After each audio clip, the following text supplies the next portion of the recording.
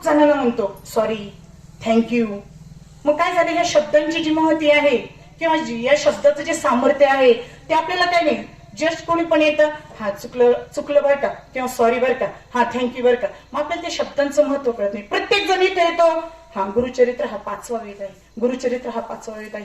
अरे पण हा वेद जो आहे, हा जो वेद आहे तो ईश्वरी अंश आहे. वेद म्हणजे काय, तर ईश्वरी भाषा, साक्षात त्या ईश्वराचं, त्या भगवंताचं रूप त्या वेदामध्ये लपलेलं आहे.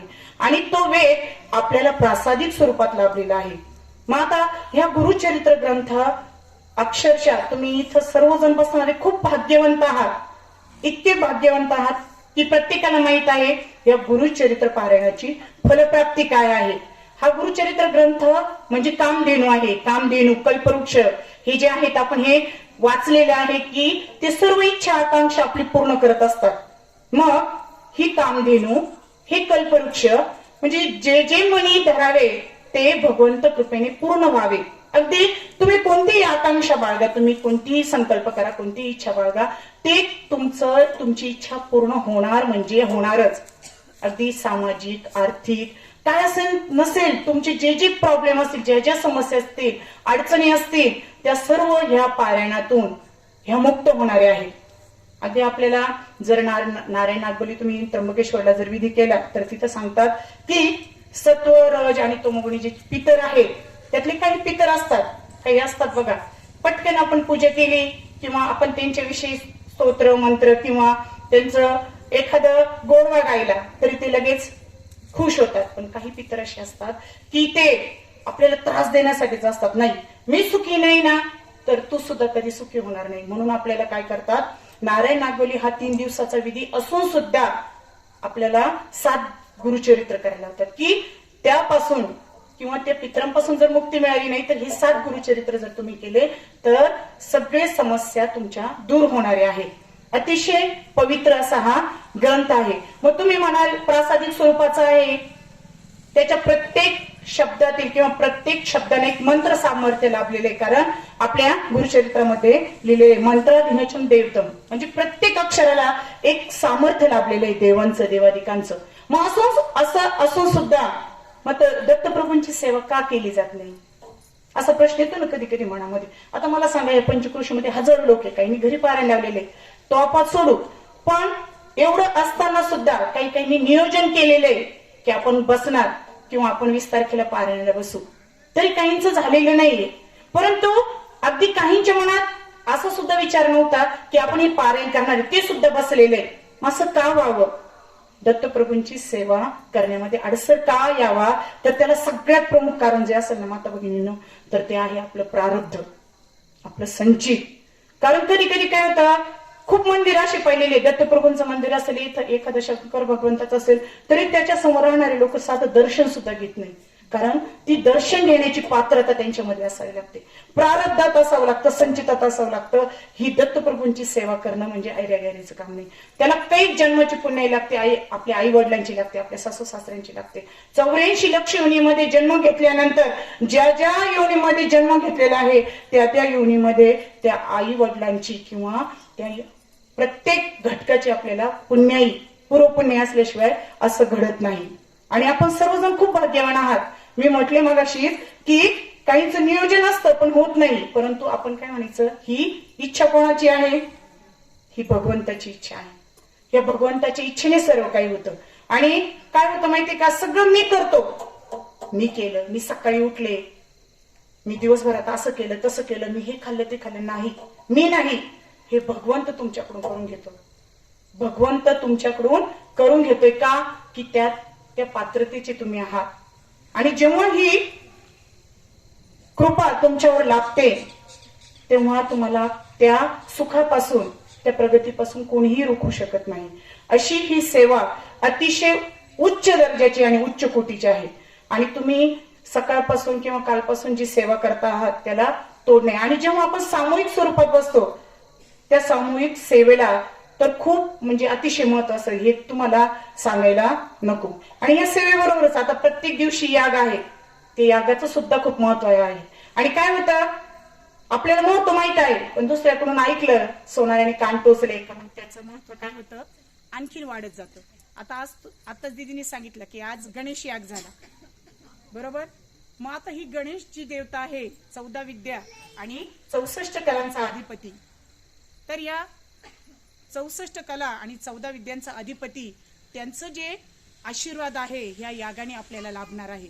आपल्या मार्गातील जेवढी जेवढी समस्या आहेत, जेवढी जेवढी संकट आहेत, हा विघ्नहर्ता आपली संकट दूर करणार आहे. त्याचबरोबर आपल्या मार्गात येणाऱ्या समजा अडचणी असतील, काही कोर्ट मॅटर असतील, काही न्यायालयीन समस्या असतील, त्या सुद्धा याने सुटणार आहे. दुसरं आहे मनोबौद्ध्य.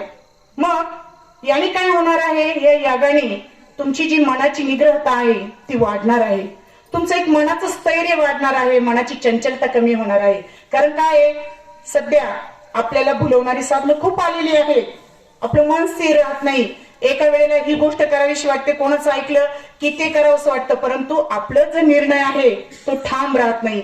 तो ह्या यागाने ठाम राहणार आहे आणि मनाची चंचलता दूर होणार आहे. त्याच्यानंतर जो स्वामी याग आहे, तर स्वामी या तिन्ही जगाचा चालक, मालक, पालक, श्री, ऐश्वर्य, समृद्धी सगळं आपल्याला समर्थपणे पेलवणारे म्हणजे आपले गुरु.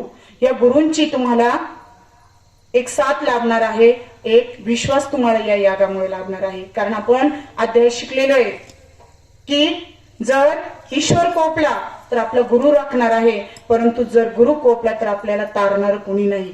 मग या स्वामी यागामुळे आपल्याला गुरूंची पाठबळ आपल्याला हे लाभणार आहे. त्याचबरोबर आहे चंडी याग. चंडी याग म्हणजे आपल्या कुलदेवतेचा आशीर्वाद आपल्याला लाभणार आहे. तर ही कुलदेवता जी आहे तिच्याकडे कोणते कोणते क्षेत्र आहे, कौटुंबिक स्थैर्य आहे, शिक्षण आहे, आरोग्य आहे, संततीचे लग्न कार्य आहे. तर हे जे मार्ग आहेत या मार्गामध्ये किंवा या चंडी यागामध्ये ह्या सगळ्या समस्या याच्यातून सुटणार आहे. त्याचबरोबर आपल्याला कुलदेवतेचे आशीर्वाद सुद्धा लाभणार आहे. आता गीता याग, गीता आपल्याला काय शिकवते, ज्ञान शिकवते. या समाजामध्ये कसं वागावं, कसं जगावं हे आपल्याला ती शिकवते. आणि खरोखर जेव्हा तुम्ही गीता याग करणार आहे तर ह्या जगामध्ये प्रत्येक मनुष्य आहे, असा कोणताही मनुष्य नाही की ज्याला राग, लोभ, मद, मोह, मत्सर नाही.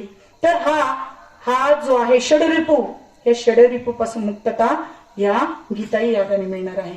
आणि खरोखर मला कधी कधी या कारवाडीकरांचा हेवा वाटतो की तुम्हाला प्रत्येक सेवा करायला मिळते. आता आमचं थोडंसं लांब असण्या कारणाने आम्हाला काही प्रत्येक याग करायला जमत नाही, पण खरोखर तुम्ही हे कारवाडीकर खूप महत्भाग्यवान आहात की तुम्हाला ही सेवा अगदी घराजवळ आहे किंवा ती तुम्हाला करायला मिळते. या यागातून सुख, समृद्धी, ऐश्वर्य तर लाभणार आहे, पण ही भौतिक सुविधा असून उपयोग नाही, तर एक प्रकारचं आत्मिक समाधान तुम्हाला यातून मिळणार आहे. त्याचबरोबर औदुंबर प्रदक्षिणा. आता औदुंबर प्रदक्षिणाचं महत्व म्हणजे अगदी कळस. एखाद्याला जर बाह्य बाधा असेल किंवा एखाद्याला ग्रह दोष असतील तर हे ग्रह दोष, बाह्य बाधा या औदुंबर प्रदक्षिणेने दूर होणार आहेत. म्हणजे ज्या ज्या सेवा करणार आहोत आपण त्या त्या सेवेतून आपल्याला ती फलप्राप्ती मिळणार आहे. पण त्याचबरोबर या फलप्राप्ती बरोबरच जर आपण थोडीशी नामस्मरणाची जर जोड लावली आणि आतापासूनच नामस्मरण करायला सुरुवात केली. आता तुम्हाला माहित आहे की नामस्मरण असं काही नाही की खास त्याला वेळ द्यावा लागतो, नाही. तुम्ही अगदी जळी, स्थळी, पाषाणी, काशी सगळीकडे भगवंत वसलेला आहे. परंतु जेव्हा जेव्हा तुम्ही काम करणार आहे, अगदी समजा तुम्हाला स्वयंपाक करायला सुरुवात करायची, जेवायचंय, तुम्हाला काही लिहायचंय, वाचायचंय, बोलायचंय, त्याआधीच जरी नामस्मरणाला सुरुवात केली तरी त्यासारखं दुसरं पुण्य नाही. कारण नामस्मरण काय करणार आहे, तुमचं एक अनुसंधान साधणार आहे. आणि ते अनुसंधान ते डायरेक्ट कोणाशी होणार आहे, आपल्या भगवंताशी. आता खूप गर्दी आहे, भाऊ नेहमी म्हणतात खूप गर्दी आहे, आणि त्या गर्दीमध्ये चाललेले आणि पटकन तुम्हाला तुमच्या नावाने हाक मारली तर तुम्ही काय करता, मागे वळून पाहता. भले तुम्ही नसाल, तुमच्याच नावाची दुसरी व्यक्ती असेल तरीही तुम्ही मागे फिरून पाहता, कारण त्या नामामध्येच भगवंत बसलेला आहे. आता जर तुम्ही ब्रह्मचैतन्य गोंदवले महाराजांचं पुस्तक वाचले, तुम्ही लेख वाचले तर अगदी नामस्मरण या शब्दावर त्यांनी 700 पानांचं पुस्तक लिहिलेले. सांगा, फक्त नामस्मरण या शब्दावर. नामस्मरण इतकं पवित्र आहे की त्याच्यातून सर्व, आता प्रत्येक जण नाही करू शकत पारायण, सेवा करू शकत नाही किंवा मंत्र स्तोत्र पठण नाही करू शकत. काही माझ्या माता भगिनी अशा आहेत की त्यांना घरी कामं असतात. मग तुम्ही नामस्मरणातून तुम्ही तुमचा जो हेतू आहे तो साध्य करू शकता. कारण नामस्मरणाची जोड जर असली तर आपल्याला काय होणार आहे, आपली एक आत्मिक प्रगती होणार आहे. परंतु नामस्मरण प्रत्येकाला शक्य होतं का? नाही. तरी पण आपल्याला एक ऑप्शन म्हणून दिलेलं आहे की तुम्ही ते कधीही करू शकता. आणि जेव्हा तुम्ही नामस्मरणाला सुरुवात करणार आहात ते तुमची जी आहे प्रारब्ध संचितातले जे जे दुःख आहे ते दूर होणार आहे. आणि या नामस्मरणातून काय होणार आहे, एक भगवंताची तुम्हाला एक ओढ निर्माण होणार आहे. आणि ओढ निर्माण झाली, आवड निर्माण झाली की आपोआप काय म्हणतात, आवड असली की सवड आपोआप मिळते. आणि जेव्हा सवड मिळाली ना तो भगवंत काहीही दूर नाही. आणि त्या नामस्मरणाला जर आपल्या कर्माची जोड मिळाली ना, सर्व गोष्टीला तुम्ही घाबरू नका, कोणत्याच गोष्टीला घाबरू नका, पण आपल्या कर्माला इतकं घाबरा ना. कारण ते कर्म जे आहे ना ते बुफे डिनर आहे, त्याला ऑर्डर करावी नाही लागत, ते आपोआप आपल्या बरोबर सर्कलने पूर्ण होतं. आता आपण सर्वजण सुशिक्षित आहात, सर्वजण वाचक आहात, अतिशय उत्कृष्ट वाचक आहात. आपणा सर्वांना माहित आहे, आपण जर अध्यात्माची बाजू पाहिली तर कर्म हे कसं फिरतं बघा. तर बळीराजाची मुलगी रत्नमाला होती, तुम्हाला सगळ्यांना माहित आहे, आपण भागवत वाचलेले. ती रत्नमाला जी होती तर त्या बळीराजाचा यज्ञ चालू होता आणि सर्वांनी सांगितलं होतं हा जर यज्ञ पूर्ण झाला तर बळीराजा अगदी सर्व भूमी पादकांत करणार आहे. आणि मग विष्णू भगवंत वामन अवतारात आले आणि वामन अवतारात आल्यानंतर आपल्याला माहिती आहे 3 पाद भूमी बांधणार होते. आणि जेव्हा त्या बळीच्या मुलीने रत्नमालाने त्या वामन अवतारामध्ये भगवान विष्णूला पाहिलं तेव्हा तिच्या मनात आलं की अरे वा, किती सुंदर रूप आहे, किती छान रूप आहे, किती गोंडस रूप आहे, आणि अशाच रूपाचा मला मुलगा व्हावा. आणि नंतर थोड्या कालावधीनंतर जेव्हा संकल्प सोडला गेला, शुक्राचार्यांनी सांगितलं की तू संकल्प सोडू नको, परंतु बळी हा प्रल्हाद, विरोचन आणि त्यांचा नातू होता प्रल्हादांचा नाही, मी माझ्या कर्माला किंवा माझ्या पूर्वजांना स्मरून मी हे करत आहे आणि माझ्या पूर्वजांना गालबोट लागेल, मी असं कधीच करणार नाही. जर माझ्याच्याने जर विष्णू भगवंत प्रसन्न होत असतील तर मी हे नक्की करणार. अगदी कोणालाच जुमानलं नाही. आणि जेव्हा संकल्प सोडला, पहिला पाय ठेवला आणि दुसऱ्या पायाला पूर्ण पादाक्रांत झाल्यानंतर त्या रत्नमालाला इतकी चीड आली, असा मुलगा झाला ना मी त्याला मारून टाकेल म्हणून रत्नमाला म्हटली त्यावेळेला. आणि तिला इतकी वाट बघावी लागली. जेव्हा श्रीकृष्ण अवतार झाला तेव्हा हीच रत्नमाला, तुम्हाला सगळ्यांना माहिती आहे, पुतना राक्षसीन म्हणून जन्माला आली. मग पुतना राक्षसीन म्हणून तिने श्रीकृष्ण भगवंताला बाळ, सुरुवातीची तिची इच्छा काय होती की मी बाळ म्हणून याला जन्म देईल किंवा बाळ पाहिजे मला, म्हणून त्या पुतना राक्षसीने आधी श्रीकृष्ण भगवंताला काय केलं, आधी दूध पाजलं आणि नंतर श्रीकृष्ण भगवंताने तिला काय केलं, मरण यातना दिल्या. म्हणजे कर्म जे आहे ते भगवंतांना सुद्धा चुकलेलं नाही. आता आपण पाहिलं की जो वाली होता त्याला प्रभू रामचंद्राने काय केलेलं होतं, झाडाच्या आडून बाण मारलेला होता. कारण त्यांना माहित होतं की या वालीचं काय होतंय की जी शक्ती आहे समोरच्या माणसाची शक्ती त्याच्यामध्ये जात आहे. आणि जेव्हा चोरून बाण मारला तोच बाण श्रीकृष्ण अवतारामध्ये जेव्हा ते बसलेले होते तेव्हा जरा नावाच्या भिल्लाने त्यांच्या पायामध्ये तो बाण मारला. म्हणजे सर्कल कंप्लीट होत असतं, आपल्या कर्माचं संकल्प जे आहे सर्कल ते कंप्लीट होत असतं. आपण सकाळी उठल्यापासून संध्याकाळी झोपेपर्यंत जेवढी जेवढी कामं करतो, आपल्याला नाही चांगलं करता आलं तरी चालेल, परंतु मनात सुद्धा काया वाचा मनाने सुद्धा कोणाचं वाईट चिंतायचं नाही. आपण एवढं करतोय, आपण ह्या भगवंताची, या चालक मालक पालकाची, या जगन्नियताची सेवा करतोय म्हटल्यानंतर आपल्या मनात सुद्धा वाईट विचारायला नको. नाहीतर ही जी सेवा आहे ती सेवा आपल्या कर्मापुढं शून्य राहील. कारण काय होतं, कर्म आणि भाग्य यांची जोड लाभली तर काय होऊ शकतं, कारण भगवंत आपल्याला सगळं देतोय, भाग्याने देतोय आपल्याला. तुमची श्रीमंती, तुमचं ऐश्वर, तुम्हाला जे जे मिळाले, तुमचं पुत्रप्राप्ती, तुमच्या मुली, तुमचं शिक्षण, तुम्ही आता जे काही आहे ते तुमच्या भाग्याने आहे, पण त्याला तुमच्या कर्माची सुद्धा जोड आहे. कर्म आणि भाग्य कसं काम करतं बघा. तर एक श्रीमंत मनुष्य होता आणि त्या श्रीमंत मनुष्य एक दिवस काय झालं, मंदिरात गेला, शंकर भगवंतांच्या मंदिरामध्ये गेला. आणि मंदिरामध्ये जात असताना त्याच्या पायामध्ये अगदी रत्न जवाहीर वगैरे लावलेले होते त्याच्या चपलेला.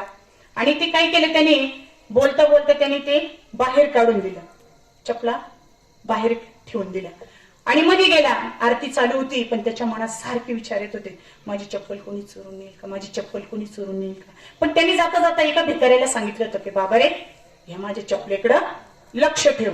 आणि ती चप्पल अतिशय सुंदर होती, त्याचं काही मन लागणार. आणि जेव्हा आरती करत होते तेव्हा आरती करता करता त्याच्या मनात आलं, हे भगवंता, तू असं का बनवलं, काहींना खूप श्रीमंत, काहींना खूप गरीब आणि काहींना खूप मध्यम, असं का बनवलं असेल. आणि हे पण विचार त्याच्या मनात येत होते आणि असा पण विचार येत होता की माझी चप्पल तर कुणी नेणार नाही ना. पण त्याच्या मनात एक आनंद होता की जाऊ दे, मी त्या भिकाऱ्याला सांगितले की माझ्या चप्पलेकडे लक्ष दे. आणि त्याने विचार केला की मी आता काय करणार आहे, ह्या भिकाऱ्याने माझी चप्पलेवर लक्ष ठेवलं की नाही, मी त्याला 100 रुपये देणार आहे त्याच्या मनात. आणि इकडे काय झालं बघा, भिकाऱ्याला त्या चप्पलेवर लक्ष ठेवायला लावलं आणि भिकाऱ्याने काय केलं, ती चप्पल घेतली आणि चप्पलेच्या दुकानात तो जाऊन ती चप्पल विकली. आणि मग आता त्याचा अवतार पाहून त्या दुकानदाराने अर्थातच त्याला काही एवढे पैसे दिले नाही, त्याला 100 रुपये दिले आणि तो भिकारी निघून गेला. आणि मग बाहेर आल्यानंतर त्या श्रीमंत मनुष्याने पाहिलं, चप्पल इकडे तिकडे शोधली, चप्पल पण नाही आणि भिकारी पण नाही, आता काय करावं, त्याला खूप वाईट वाटलं. आणि त्याने काय केलं, त्याच चप्पलेच्या दुकानात गेल्यानंतर त्याला त्याची चप्पल दिसली. आणि मग त्याने त्या दुकानदाराला विचारलं की ही चप्पल कोणी दिली तुम्हाला, ही माझी चप्पल आहे, मी आता घालून आलेलो होतो. मग त्यांनी सांगितलं त्या दुकानदाराने की एका भिकाऱ्याने मला विकली. म्हणजे पहा, त्याच्या कर्मात, त्याच्या भाग्यात किती रुपये होते, 100 रुपये होते, बरोबर. म्हणजे त्याने ती चप्पल विकली, त्याला त्याचे 100 रुपये मिळाले. आणि श्रीमंत मनुष्य सुद्धा त्याला किती रुपये देणार होता, श्रीमंत मनुष्य त्याला सुद्धा 100 रुपये देणार होता. त्याच्या भाग्यात 100 रुपये होते, पण त्याच्या कर्माने काय केलं, चोरी केली. म्हणजे भगवंत तुम्हाला सगळं काही देणार आहे, सुख, समृद्धी, ऐश्वर्य सगळं देणार आहे, तुम्हाला समाधान देणार आहे. तुम्ही जे जे मनाने इच्छा कराल ते तुम्हाला भेटणार आहे. पण त्या भाग्याबरोबर कशाची जोड लागणार आहे तुम्हाला, तुमच्या कर्माची. म्हणून कर्म करताना खूप खूप काळजीपूर्वक करायचं, इतकं काळजीपूर्वक करायचं ना, न कळत चुका होतात, त्या क्षम्य असतात. कळत न कळत झालेल्या चुका ह्या क्षम्य असतात, पण जाणून बुजून कोणाला त्रास देणं ही चूक अक्षम्य आहे. तुम्हाला माहिती दुसऱ्या भाषेमध्ये काय, चुकीला माफी नाही. मग हे कर्म झालं, नामस्मरण झालं, पण आता हे कर्म करता करता, नामस्मरण करता करता श्रद्धा पण पाहिजे. श्रद्धा इतकी पाहिजे माता भगिनींनो, की मी हे जे करते ना, इतक्या श्रद्धेने करते की ते होणार म्हणजे होणारच. हा, तुम्ही शंका बाळगली तर तिथं काहीच नाही. श्रद्धा म्हणजे काय, श्रद्धा म्हणजे दुसऱ्या भाषेत जर सांगायचं तर संशय विरहित पक्का विश्वास. मी हे जे करते हे माझ्या भगवंतासाठी करते, माझा भगवंत मला देणारच आणि देणार म्हणजे देणारच. जेव्हा एवढी शाश्वती असते ना, त्यापासून तुम्हाला कोणीही वंचित राहणार नाही, कोणी वंचित ठेवणार नाही. कारण काय होतं माहितीये का, की हे जे आहे हे सर्व भगवंताचं दिलेलं आहे. आणि जेव्हा भगवंत देतो ना, तो पुरेपूर देतो, फक्त ती घेण्याची पात्रता आपल्यामध्ये असायला हवी. कारण जब श्वास टिकेगा तो शरीर टिकेगा, पर जब विश्वास टिकेगा तो परमात्मा भी टिकेगा, असं आहे. त्याच्यामुळं श्रद्धा खूप मनापासून ठेवायची. तर मी तुम्हाला एक श्रद्धेच एक छानशी गोष्ट सांगते. तर एक कंजूस श्रीमंत होता, पण थोडासा कंजूस व्यापारी होता, व्यापारी म्हणून किंवा दुकानदार म्हणून. आणि तो कधीही कुणाला काहीच देत नसायचा. म्हणजे अगदी विकत जरी द्यायचं म्हटलं ना, तो व्यापारी होता, विकत जरी द्यायचं म्हटलं ना, तो त्या काट्यापेक्षा थोडस कमीच द्यायचा. आणि तो त्याच्या मुलाला सुद्धा सांगायचा की तू कोणी मागितल्याशिवाय काहीच द्यायचं नाही, आणि जरी मागितलं ना तर आहे त्याच्यापेक्षा थोडस किंचित कमी द्यायचं. आणि दिवस काय होतं, तो बाहेर गावी जाणार असतो, त्याने त्याच्या मुलाला चांगलं शिकवलेलं असतं की मी जे जे सांगितलं तू ते लक्षात ठेव. आणि नेमकं काय होतं, त्या दिवशी तो बाहेर जातो, मुलाला सांगून ठेवतो की तू कोणाला काही देऊ नको. पण त्याचा मुलगा, काही असतात बघा गुण थोडेसे कमी असतात, कधी जास्त असतात, पुरेपूर काही उतरत नाही. आणि एक संत महंत गावाच्या बाहेर त्यांचं श्रीकृष्णाचं मंदिर असतात, ते संत येतात आणि ते संत प्रत्येक दुकानातून काही ना काही घेत असतात. आणि घेतल्यानंतर ते आशीर्वाद देत असतात.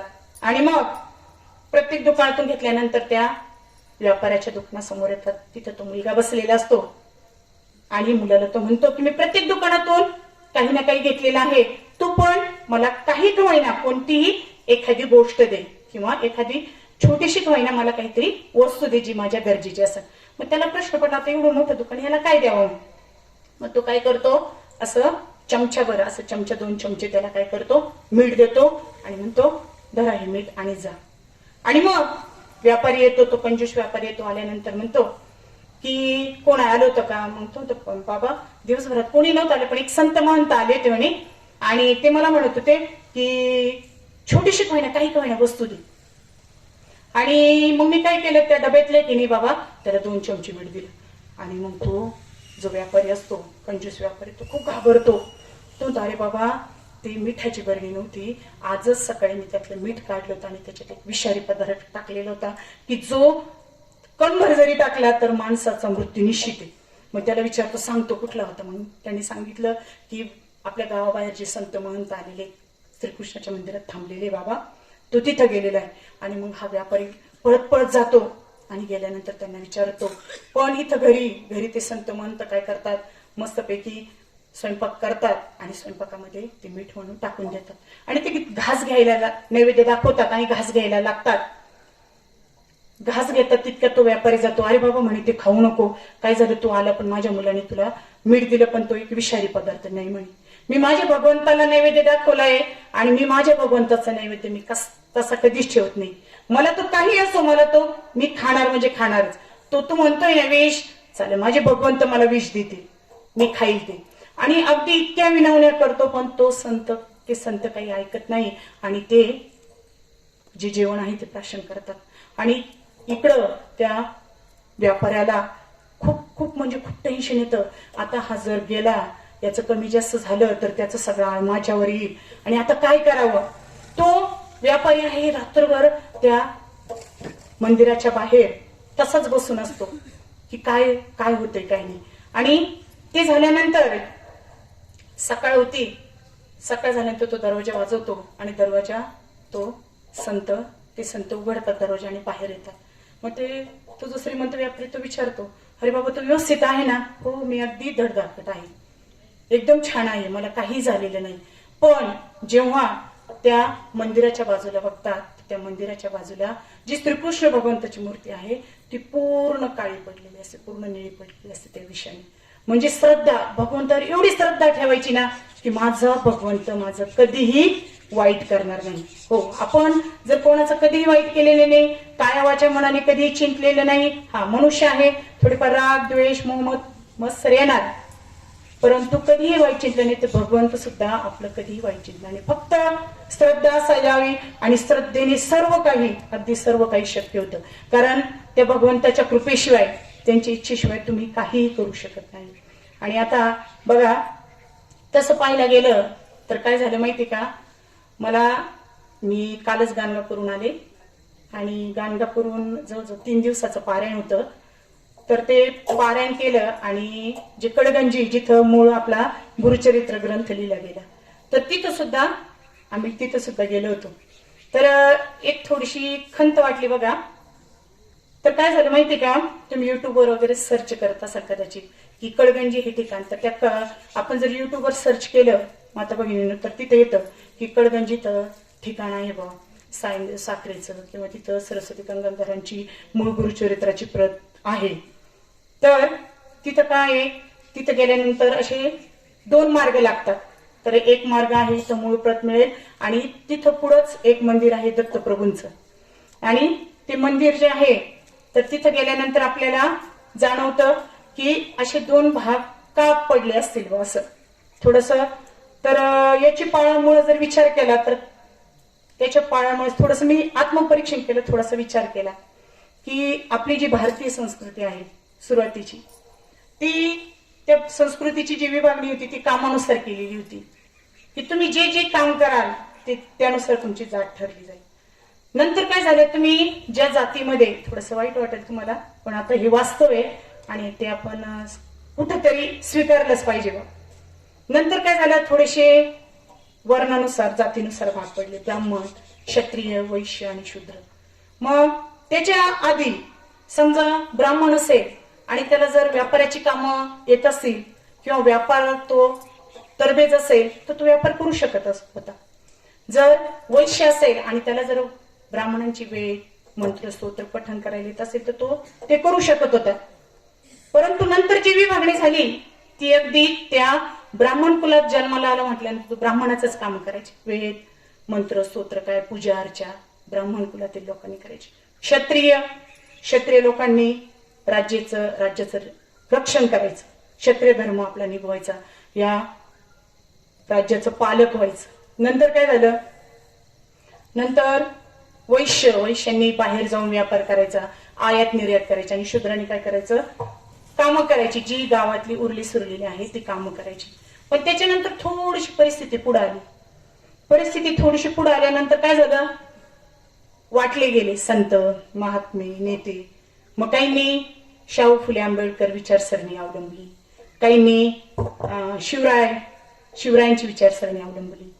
मग वाटून घेतले, काहींनी फुले शाहू आंबेडकर वाटून घेतले, काहींनी सावतामाळी वाटून घेतले, काहींनी शिवराय वाटून घेतले. हे वाटण्यासारख्या गोष्टी आहेत का? नक्कीच नाही. हो, त्यांचे विचार जरूर आपल्या आयुष्यामध्ये त्यांचे तत्व जरूर अवलंबली पाहिजे. पण ही विचारसरणी जेव्हा आपण अवलंब करू तेव्हा नक्कीच रंकाचा राजा झाल्याशिवाय राहणार नाही. मग नंतर काय झालं, थोडीशी आताची परिस्थिती अशी झाली की आता नेतेच वाटून घेतले. भुजबळ साहेब यांचे, मुंडे साहेब यांचे, फडणवीस साहेब यांचे. आणि ह्या जातीच्या राजकारणामध्ये, या गावाच्या समाजाच्या राजकारणामध्ये काय झालं, आपली हिंदू संस्कृती काय व्हायला लागली, थोडीशी हळूहळू त्याला वेगळं रूप यायला लागलं. आणि तेच रूप मला तिथं बघायला मिळालं. आता आपण जर ग्रंथ वाचला की साईनदेव साखरे हे काय ब्रह्मचारी, मग त्यांची 5वी पिढी सरस्वती गंगाधर किंवा हे कसं होणार सांगा बरं. जर ते ब्रह्मचारी असले तर त्यांची 5वी पिढी होईल का? मग त्यांची जी जवळजवळ 50 एकराची 100 एकराची मालमत्ता आहे ती दुसऱ्यांनी, म्हणजे काय झालं, हे दुसऱ्यांचं जे आहे काय म्हणतो आपण स्वकीय आक्रमण, परकीय आक्रमण लांब राहिलं, परंतु स्वकीय आक्रमण इतकं भयानक झालं की तिथल्याच काही लोकांनी काय केलं, ती जमीन लुबाडली. आणि जमीन लुबाडल्यानंतर तिथं त्यांची नावं लावलेली. अक्षरशः जर साखरे नाव असलं तर त्यांचे वंश परंपरागत नाव काय असलं पाहिजे सांगा. आता आपले जे आहेत, आपल्या वंश परंपरेने नाव काय, आपले 712चे उतारे सगळे तेच आडनाव आहेत की नाही, तर ते साखरे नाव नाही त्यांचं नाव आहे कुलकर्णी.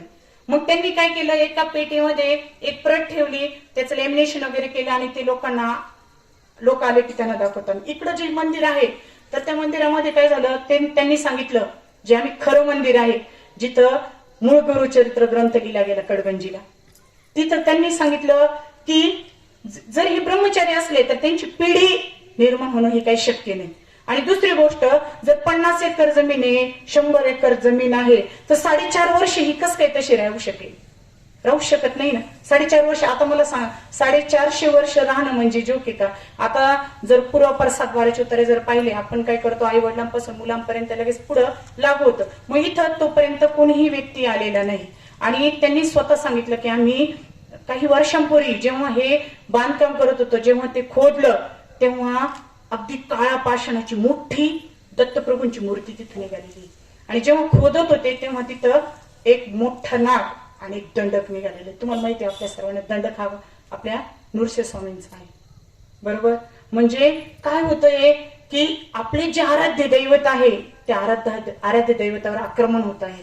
म्हणजे काय झालं, ह्या फुटाफुटीच्या राजकारणामध्ये आपल्या देवांवर सुद्धा गदा आलेली. आता गिरनार पर्वत तुम्ही वाचलेला असेल, आपण सगळेजण व्हॉट्सअप वगैरे प्रसार माध्यमे आपल्याला चांगले अवगत आहे.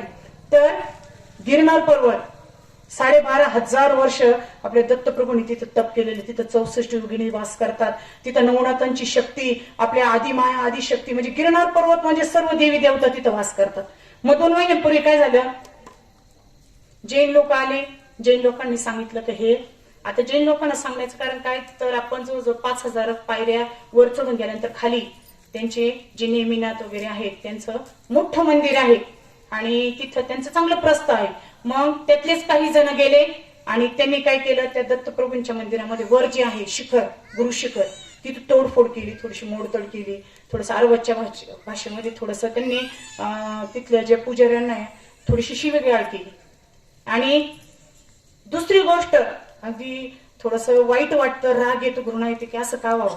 आणि तो जो माणूस आहे, जैन पंथाचा जो माणूस आहे, तो आहे कोपरगावचा.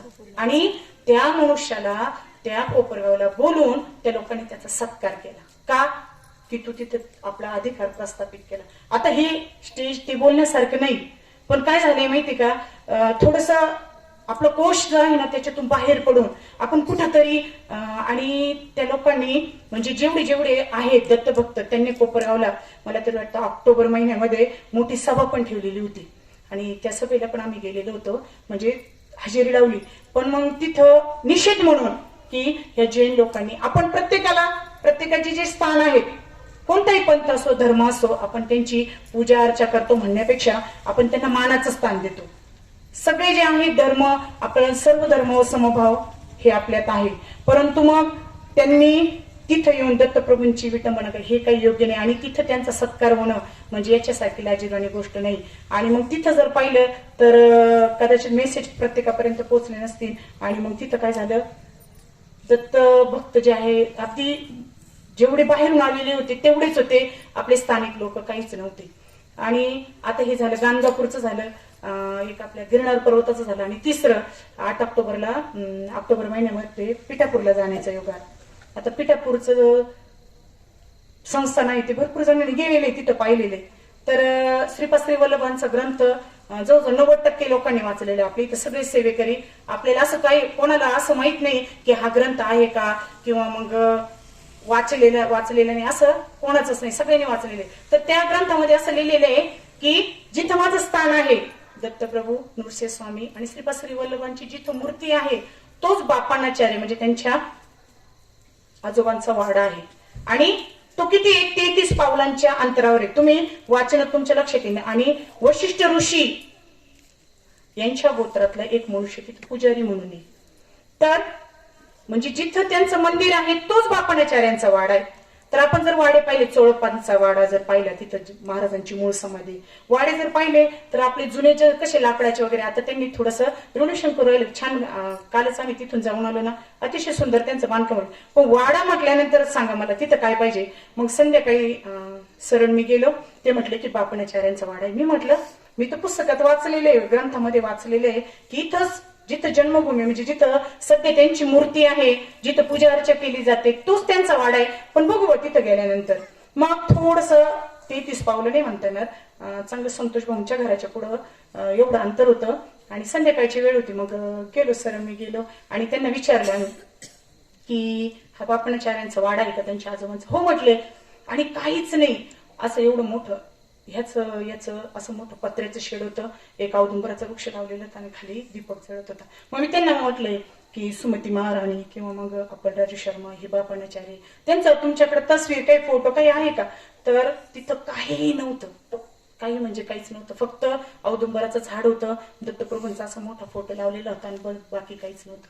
म्हणजे काय झालेलं आहे, जे आपले आराध्य दैवत आहे आपल्या ह्या राजकारणामध्ये किंवा मग आपल्या गटागटाच्या याच्यामध्ये, ते थोडंसं बाजूला होत चाललेलं आहे. आता हे स्टेज नाहीये बोलण्याचं, किंवा हे थोडंसं तुम्हाला असं वाटेल की ताई काय बोलते किंवा विषयांतर सुद्धा होऊ शकतं. परंतु थोडीशी मला खंत वाटली की हे आपले दत्तपीठ आहे, आपले आराध्य दैवत आहे, की आपण इथं जातो, पारायण करतो. मग यांची सुद्धा अशी अवस्था झालेली आहे. का? तर राजकारण. बरोबर. मग हे राजकारण जर आपल्या अध्यात्मात येत असेल तर काही उपयोग नाही. आणि त्याचाच अनुभव, आता त्याच्याही पुढे थोडंसं जाऊन बोलेन मी, ते जर अध्यात्मात येत असेल तर त्याचा काहीच उपयोग नाही. आणि त्याचं सर्वांनी उदाहरण पाहिलेलं आहे, आपली कालभैरवनाथाची जयंती. आता ते माहित नाही कोणी केलं काय केलं, तो गौण विषय. जर गावाच्या खांद्यावर बंदूक ठेवून जर कोणी व्यक्ती असं करत असेल तर त्याला खरोखर त्याला माफी नाही. कारण आज आपण पाहतोय किती दिवसापासून तिथे खूप सेवेकरी करतायत, सेवा आपण करत होतो. पण ती कसं असतं, 2-4 महिने आधी आपण एक डोक्यामध्ये असतं. आणि इथे बसणारा प्रत्येक जणाला काहीतरी अडचणी आहे, काही ना काही समस्या आहे. आणि तो समस्या काय करत असतो, आपण वाचलेले ऐकलेले, जगी सर्व सुखी असा कोण आहे, विचारी म्हणा तुझी शोधणी पाय. बरोबर. मग मला सांगा, ती कालभैरवनाथाची जयंती जी असते, जेव्हा आपण ते सेवा करत असतो, प्रत्येकाचे काही ना काही मार्ग, मी स्वतः माझे स्वतःचे प्रॉब्लेम मध्ये 2 म्हणण्यापेक्षा 3 वर्षापूर्वी माझ्या स्वतःच्या भावाचं जमत नव्हतं. तर तो इंजिनियर म्हणजे चांदवडला इंजिनिअरिंग कॉलेजला लेक्चरर होता. चांगला 70,000 रुपये पेमेंट होता त्याला, आणि त्याचं जमत, मी स्वतः तिथं हे केलेलं, माझी स्वतःची इच्छा आकांक्षा पूर्ण झाली. आणि काय असतं, ह्या इच्छा आकांक्षा घेऊन जेव्हा माणूस सेवा करतो ना, तेव्हा तो जो आनंद असतो ना, तो आनंद ह्या लोकांनी हिरावून घेतलेला आहे.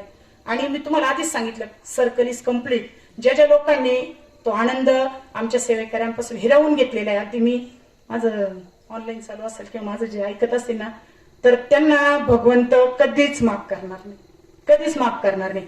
मी आता म्हणजे मी मगाशी सांगितलं तुम्हाला, हे माझं स्टेज नाही, पण एक खंत म्हणण्यापेक्षा एक तळतळ, एक तळमळे, की का बाबा असं का राजकारण यावं अध्यात्मात. आणि जेव्हा अध्यात्मात राजकारण येतं ना, तिथं एक टर्न येत असतो, तो एक वाईट पण असतो, एक चांगला पण असतो. आपण असं समजूया, एक आपण ते पॉझिटिव्ह घेऊया. पण मग हे राजकारण करता करता काय असतं माहितीये का, प्रत्येकाला काय वाटतं माहितीये का, 10 वर्षापूर्वी म्हणा, 5 वर्षापूर्वी म्हणा, प्रत्येकाला असं वाटतं त्याचं काय करायचं, मला काय घेणं आहे, माझ्यापर्यंत ते येणार नाही. ते सरपंचासारखी गोष्ट झाली की एक सरपंच होता, आणि त्या सरपंचाने काय केलं, म्हणजे एक उदाहरण म्हणून सांगते मी, की लायसन दिलं दारू विक्रीला, आणि ते जे दुकान होतं अगदी गावाच्या बाहेर होतं. आणि मग गावाच्या बाहेर होतं, सगळे गावकरी गेले, सगळे सदस्य असतील काय गेले त्यांच्याकडे, आणि त्यांनी सांगितलं की सरपंच दादा असं करू नका, की हे जे दारू विक्रीचं दुकान आहे आपल्या गावात असं कधीच झालं नाही, तुम्ही त्याला परमिशन देऊ नका, लायसन देऊ नका. तुम्ही अरे ते गावाच्या बाहेर आहे, त्याला काय आहे, त्याला काय होतं, काहीच नाही, आपल्या त्याच्याशी काही संबंध नाही. अगदी ते जे गाव आहे, पलीकडचं गाव आहे, इकडचं गाव आहे, त्याच्या मध्यवर्ती ठिकाणावर आहे, काही होणार. कारण त्या सरपंचांना त्या विक्रीतून थोडासा मोबदला मिळायला लागलेला होता. आणि दिवसेंदिवस काय झालं, त्या गावातली संख्या जी होती ना मद्यपींची, ती वाढत चाललेली होती. इतकी वाढत चालली की अक्षरशः जवळजवळ 60-70% गाव अधीन झालेलं होतं. आणि एक दिवस काय झालं, मग त्या सरपंचाचा मुलगा थोडासा झिंगून आला, आणि आल्यानंतर त्याचे डोळे खाडकन उघडले, अरे बापरे, त्याचं लोण आपल्यापर्यंत सुद्धा पोहोचले. म्हणून मला थोडीशी खंत वाटली, म्हणून मी तुमच्याजवळ व्यक्त केली. तुम्ही माझे माता भगिनी आहात, त्याच्यामुळं थोडंसं उघडपणे बोलले, त्याच्यामुळे थोडंसं क्षमस्व. पण काही गोष्टी ह्या सीमेत किंवा काही मर्यादित असल्या तर ठीक आहे, परंतु जेव्हा त्याचा स्फोट होतो तेव्हा नक्कीच त्याचा आवाज झाल्याशिवाय राहत नाही. आणि भगवंताच्या दारात आपण सर्वजण आहोत, आणि सर्वजण आपलं काम म्हणा किंवा आपली सेवा परोपरीने अगदी मनापासून करत आहोत. त्याच्यामुळे भगवंत आपल्याला नक्कीच, आपले महाराज आपले साथ देणार आहे. बघा, आपण आता 7 दिवसापासून सर्वजण भौतिक सुविधांपासून थोडंसं निग्रहाने लांब राहणार आहोत. अगदी सगळं समोर आहे, खायचं प्यायचं, तरी अगदी स्वतःवर अगदी कंट्रोल करून आपण हे पारायण करणार आहात. आणि फक्त एकच आळवणी करणार आहे भगवंताची, की काय करा, मला तुम्ही तुमचं दर्शन द्या, मला तुम्ही तुमचं जे आहे सामर्थ्य, तो अनुभव मला द्या. आणि खरोखर इथं बसलेले प्रत्येक जण अगदी लहानापासून मोठ्यापर्यंत अतिशय महत् भाग्यवान आहे. आणि त्या भाग्यवानाला जोड नाही, कारण अशी सेवा प्रत्येकाच्या हातून घडत नाही. मग आता आपल्याला आपण काय करणार आहोत, श्रद्धेने सेवा करणारे, नामस्मरण करणारे, त्याला कर्माची जोड देणारे. अर्थातच हे सर्व आपल्या भाऊंच्या सानिध्यामुळे किंवा भाऊंच्या सहवासामुळे आपल्याला सगळं शक्य होतं. आपण परत सांगते, आपण परत खूप महत् भाग्यवान आहोत. काय असतं, आताच दिदूने सांगितले की जर 5 माणिक मोती समुद्रातले जर हौदात मिळायला लागले तर त्याची काय होते, किंमत थोडीशी कमी होते. पण आपल्याला ती किंमत कमी करायची नाही. संतोष भाऊ परीस आहेत, आपल्या सर्वांचं जीवन त्यांच्या सानिध्यात उजळून निघालेलं आहे. आम्ही सर्वजण, एक काळ असा होता की आपल्याला त्या दुःखातून बाहेर काढणारं कोणी नव्हतं, पण संतोष भाऊंच्या रूपाने आपल्याला ते हिरा म्हणू, माणिक म्हणू, मोती म्हणू किंवा परीस म्हणू, त्यांच्यामुळे आपलं जीवन पूर्ण भौतिक सुविधांपेक्षा आपण खूप समाधानी आहोत. आणि नक्कीच आपण सर्वजण पुन्हा एकदा चांगल्या सेवेला लागूया. आणि भगवंतांजवळ एकच विनवणी करायची, आता आपल्या सगळं दिलेलं आहे, अगदी न मागता सुद्धा आपल्याला मिळणार आहे, सुदामा आणि कृष्ण भगवंतासारखं. कृष्ण भगवंताने विचारलं नाही तुला काय पाहिजे, आणि सुदामाने सुद्धा मागितलं नाही की मला हे देते. आपल्याला अगदी न मागता मिळणार आहे. तसंच आपण काय करणार आहे, आपण आपल्या भगवंताजवळ विनवणी करणार आहे की अनासाय मरणम विनादैन्य जीवनम देही ते सनिध्यम देहांते परम सुखम परमेश्वरस्य. म्हणजे आपण काय करणार आहे, अनासाय मरण म्हणजे भगवंत असं मरण दे की मला अगदी अवचित एकदम साधं सहज आलं पाहिजे, आणि विनादैन्य जीवन, माझं जीवन हे परावलंबित्व नको, मला कोणाच्याही आधाराची गरज नको, किंवा मला माझ्यामुळे कोणाला त्रास होईल किंवा मला दुसऱ्यावर अवलंबून राहावं, मला असं जीवन नको. आणि शेवटचा क्षण असा येऊ भगवंता की तुझ्या सानिध्यातच येऊ आणि तुझं नामस्मरण माझ्या तोंडात राहो. एवढंच आपल्याला विनवणी करायची आहे. आणि पुन्हा एकदा भगवंताला म्हणायचंय की हेची दान दे गा देवा, हेची दान दे गा, तुझा विसर न व्हावा. कारण जर भगवंताला विसरलो तर आपण स्वतःलाच विसरून जाऊ, आणि स्वतःला विसरलं तर आत्मा राहणार नाही आणि शरीर सुद्धा राहणार नाही. त्याच्यामुळं आपण सर्वजण खूप खूप जोमाने पुन्हा एकदा छानपैकी सेवा करूया. आपलं आली वेळ तर पुढच्या वर्षी आपण हे पारायण आपल्या नवीन केंद्रातच करूया. आणि दुसरी अगदी महत्वाची गोष्ट म्हणजे आपल्या पुढच्या महिन्यामध्ये नवीन वर्ष इतकं सुंदर होणार आहे. आपलं 22 जानेवारीला आपले श्री राम प्रभुचंद्रांचं आगमन, आपली प्राण प्रतिष्ठा होणार आहे. आपण सर्वजण त्या नवीन वर्षाचं म्हणण्यापेक्षा, नवीन वर्ष तर नाही म्हणत आपण, मार्च पासूनच आपलं पाडव्यापासून सुरू होतं, परंतु आपलं जे पुढचं वर्ष सुद्धा आहे ते अतिशय सुंदर राहणार आहे. आपण पुढच्या वर्षी आपल्या नव्या केंद्रामध्ये पदार्पण करू. आपल्या श्रीराम प्रभुचंद्रांचं आगमन आपण आपल्या डोळ्याने बघणार आहे. कारण जेव्हा लंकेतून आले प्रभू रामचंद्र सीतेसह लक्ष्मणासह, तेव्हा आपण बघायला नव्हतं. असेल तर कोणत्या जन्मामध्ये ते नाही माहिती, पण आता आपण ऑनलाईन ऑफलाईन जसं बघता येईल तसं आपण आपल्या राजांचं, आपल्या रामरायाचं आपण आगमन बघणार आहे. आणि खरोखर माता भगिनींनो, हा अध्यात्म मार्ग असा आहे की खरोखर येत्या काही वर्षामध्ये रामराज्य आल्याशिवाय राहणार नाही. फक्त एक साथ असू द्या अध्यात्माची, कारण अध्यात्मच आपल्याला तारणार आहे. कलियुगाची सुरुवात झालेली लक्षणं दिसायला लागलेली आहे, परंतु जेव्हा आपण अध्यात्माची कास धरणार आहे ना, कोणीही मागे राहणार नाही. आणि आपल्याला काही नको, आपल्याला फक्त एक समाधान पाहिजे. आणि आपली जी संस्कृती आहे ती आपण माता भगिनी आपण ही पुढे चालू ठेवणार आहे आणि टिकवणार आहे. बस मी इथंच थांबते. पण थोडस बोलण्याच्या ओघामध्ये थोडस जर जास्तच बोलले मी, तर मला कृपा करून माफ करा. परंतु माझी खंत तुमच्यापर्यंत पोहोचली किंवा पोहोचावी हीच माझी अपेक्षा होती. आणि झालेली सेवा स्वामीचरणी रुजू करते. आणि पुन्हा एकदा तुमची सर्वांची माफी मागते. धन्यवाद, खूप खूप धन्यवाद, खूप खूप आभार.